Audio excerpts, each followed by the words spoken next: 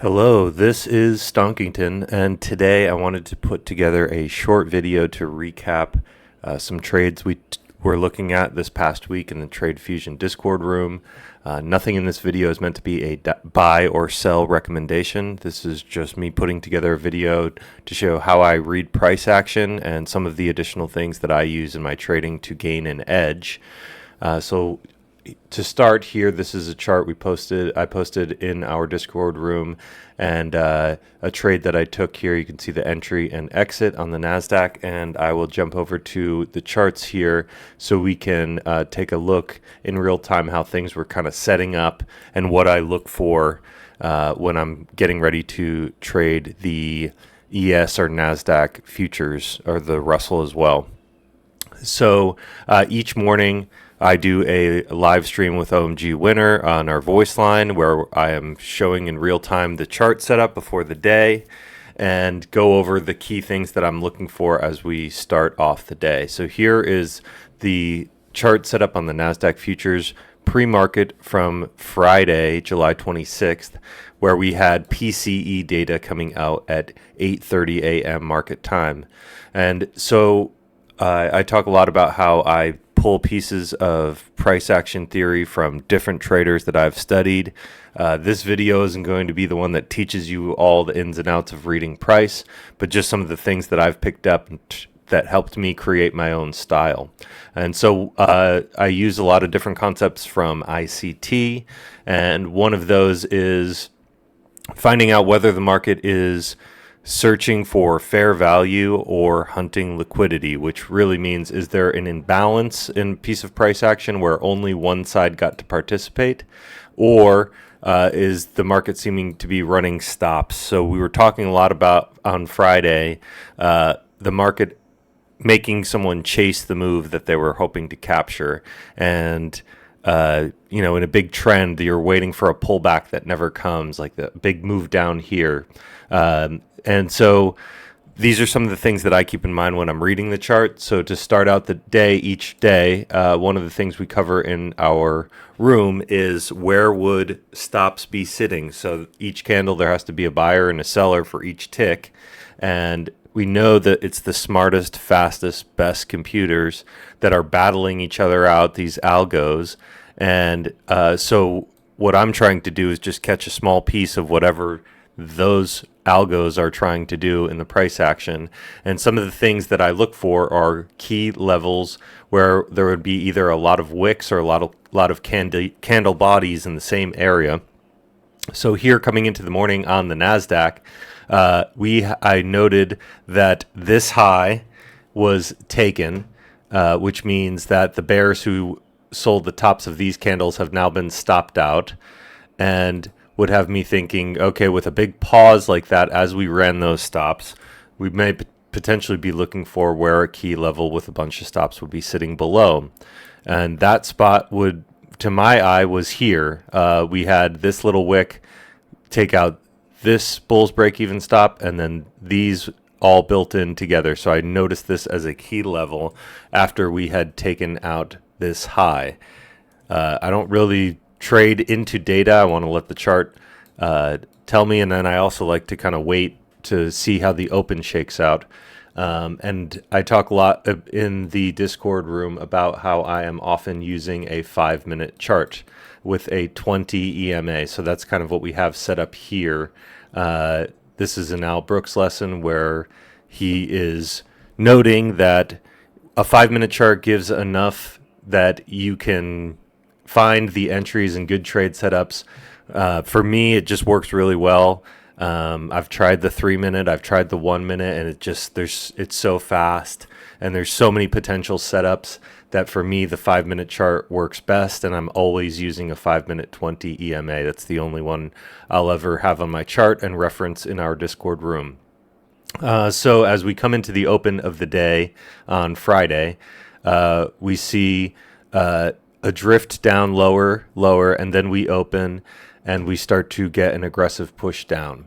So another piece that I often will reference in our Discord room is looking for signal bars, and this is an Al Brooks theory where looking for 5-minute candles closing at or near their highs or lows with no wicks.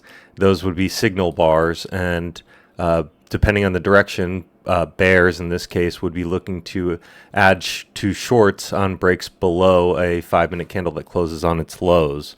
And based on overnight price action range, we were looking at this key level below that would potentially stop out all the bulls that had bought up before the pre-market and data run. So we're watching price action play out, and I'm seeing first we note that they did not take the level. Then we take it and get a green candle, try to make a double bottom, and then that fails as well. So at this point, very cautious with price action. We've seen that the bulls on this range have now been stopped out, which has me thinking, okay, they stopped out bull, they stopped out bear in the pre-market. Now we're looking for what's going to be our next signal. So here we can see that the NASDAQ left an ICT gap on the way up here, and then price didn't react in any way and left another gap on the way down here. So we've traded into it, we rejected, and consolidating above these pre-market lows. So at this point, I'm still waiting for more information, just because this type of price action is very difficult if you're not scalping and getting in and out quickly. One thing it's important to note that you need to be aware of what you're risking, and just familiar with the instrument you're trading. So here on the NASDAQ, this range, even though it's a fairly tight range, here 19,192 and a low of 19,057.25, over 100, almost 150 points of range. And if you are wrong on a futures contract trade with a bad entry, 150 points is plus or minus $3,000, and that's just in this range with one contract on the NASDAQ. So it's important to know, what you're risking using stops, and we'll get into that a little bit further here as we dive deeper into the chart. But once I became interested is when I posted this chart here at 11:30 a.m. So let's get us kind of caught up to that area of price. Make another little low, try and pop the EMA, and now we are kind of consolidating here. We've created a new ICT box, and this one catches my attention because this is the one that begins to hold up price. So we fill it almost to the tick, and now we're starting to get to the setup where I posted the chart. I see an ICT box that is holding as support. We see the EMA consolidating here on the EMA, which an Al Brooks lesson, based on the 20 EMA, if you're consolidating above, that often in most cases will resolve to the upside. And similarly, if it's a consolidation below, you'd be looking for downside continuation. So here I'm starting to see we're using the ICT box as support. We're potentially creating a falling wedge bull flag, and we're using the EMA. So this is where I am attempting to get long and look for continuation to the upside. So just for paper trading, if we'll pretend as if we were trading this live, and what I would also want to do is kind of talk about how to throw in a stop here. So current spot on the NASDAQ is 19,144.25. So let's say you wanted to potentially risk $200 on one contract, which would be 10 points. So I'll leave it there. 19,104.75 is a little bit less than 10 points. But just to kind of highlight as we play this out, as you would immediately get stopped out in that very next candle at a $200 loss and then a pop up.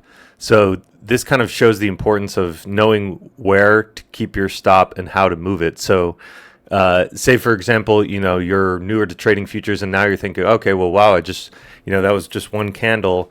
Either, if you had a bad stop, you could have been stopped out, or you're thinking, okay, well, now I have potential for 600 in profit. So if you're, quick to protect gains or whatever your mindset is, it's important to just kind of be aware if these candles are very jumpy. So there you would have potentially been stopped out again, and then the next move up you missed, So this is kind of where we talked right at the beginning of the video about how the market is trying to prevent you from catching the move. So if you're always anxious to move up stops, that one little wick, if you tried to protect your $600 in profit, prevented you from catching this next move up to over 1,000. And this repeats as if you continue to attempt to move up stops, you just need to be careful. This is where reading the chart and kind of keeping in mind that Al Brooks methodology of reading price, where you're looking for 5-minute candles closing on their highs and then breaking a back above to wait in terms of moving up your stop and giving it time. So here we see, this was what I was waiting for when I bought in this area. I wanted to see the reaction to these highs. And once we took out those highs and stalled, this is where I was starting to be a bit more cautious and look for where else could price likely go. So I think it's important to kind of keep an eye. This comes back to, where may stops be sitting? And so this is where I start to zoom out and see, what's the next key level that price could be aiming for to prevent someone from participating in the move. And if we go to Thursday's price action, this was our key level that we were looking for, basically to cause max pain and prevent everyone, as many people as possible, from not being able to participate in the move. There would have been a bear with break-even stop sitting here that was taken out just by a tick. And you can see that is where we ran to, and then things started to slow down as we approached and stopped out the bear with a break-even stop at the top of that 4-hour candle. So the other notable piece here is an Al Brooks lesson, where when you start to see candles with shrinking bodies, this would be considered barbed wire, and you can see bear now getting more aggressive to sell into higher highs.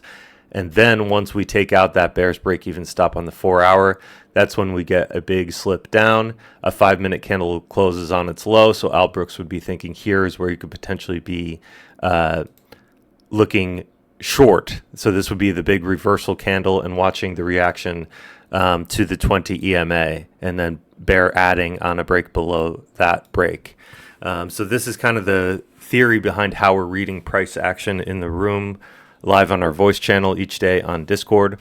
But I think the other important piece to note as we looked at this setup here would be each day I'm reading options flow live in our room. And so if we jump over to the SPX, so although I'm trading the NASDAQ, I'm reading flow across all the indices and individual stocks throughout the day. And we can see at the time that this falling wedge bull flag on the 5-minute chart was setting up here above the EMA. This was at 11:30 market time on Friday.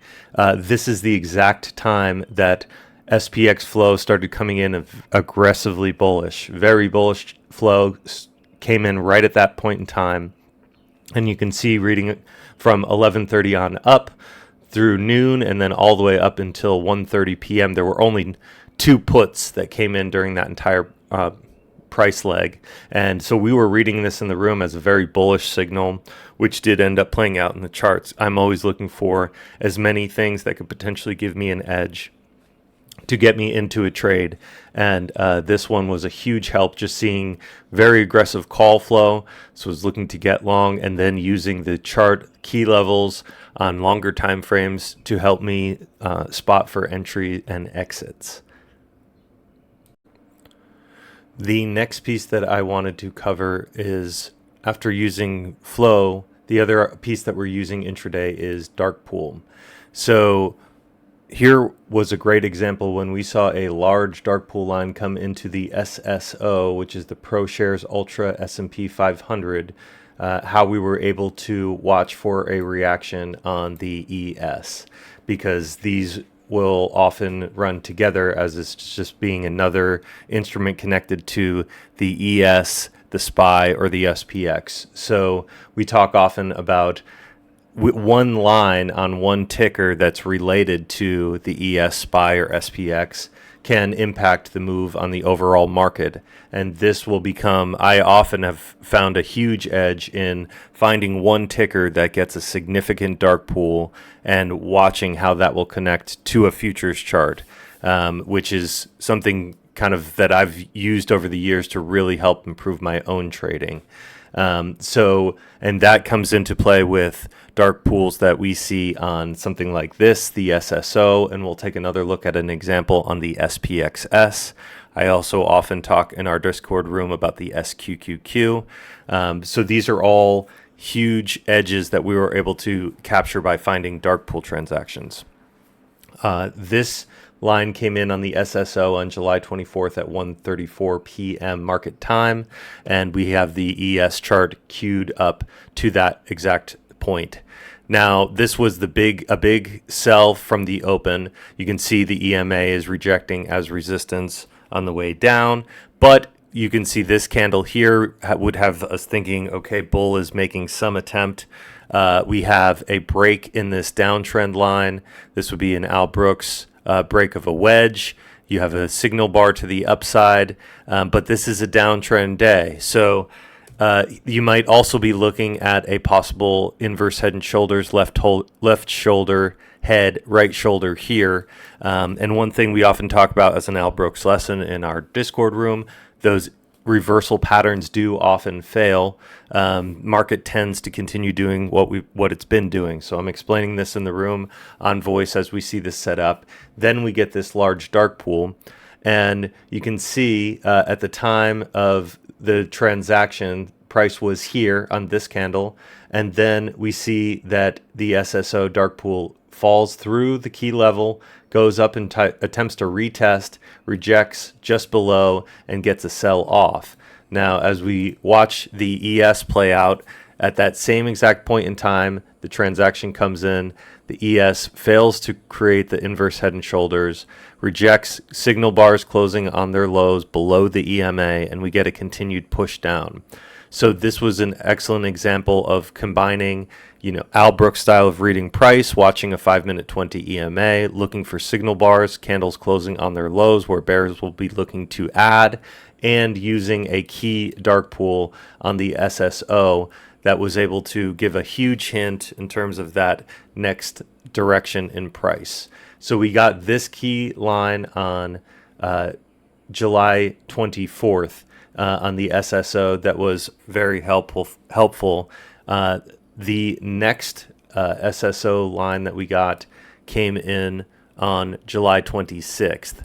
So if we pull up the chart for this transaction here, we had a similar setup on the ES and the SSO, which is what we'd be looking for. That's the ProShares Ultra S&P, so they're going to be running together.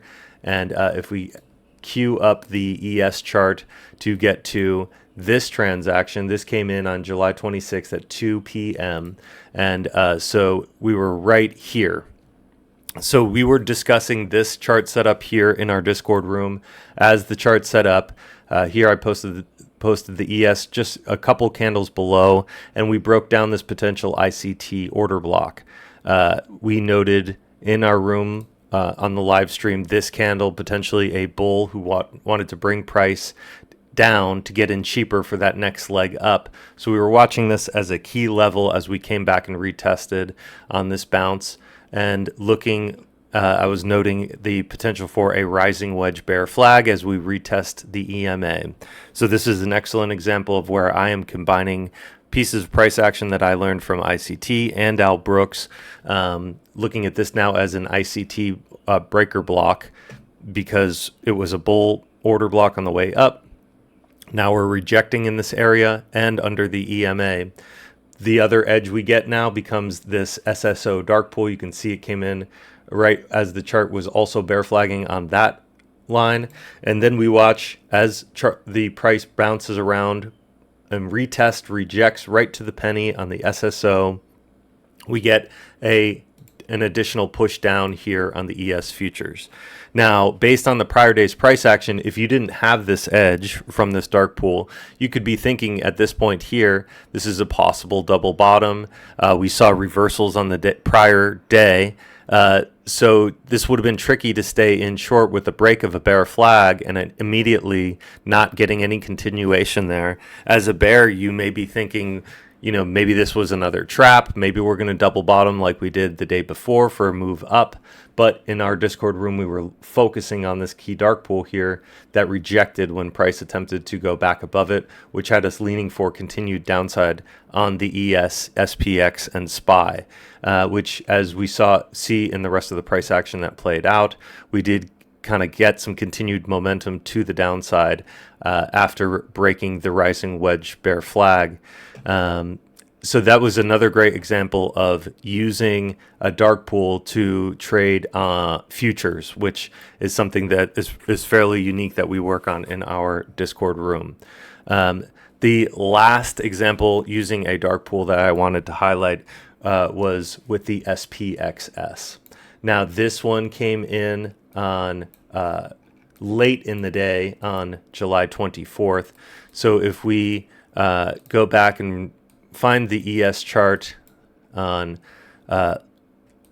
late in the day, July 24th, this was the big down day. And so we closed the day on the 24th down here at lows. This is the close of the day. And you can see SPXS, 3x bear for the S&P 500.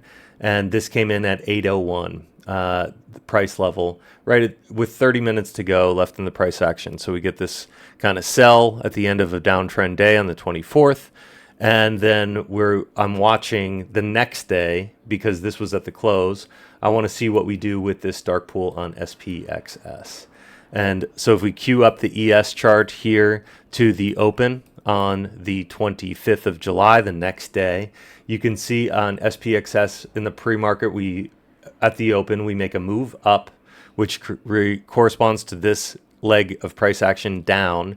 And then when SPXS came to retest this key dark pool, we see a failed retest as support. It breaks right through and gets a push to the downside, which corresponds with this push up in price on the ES.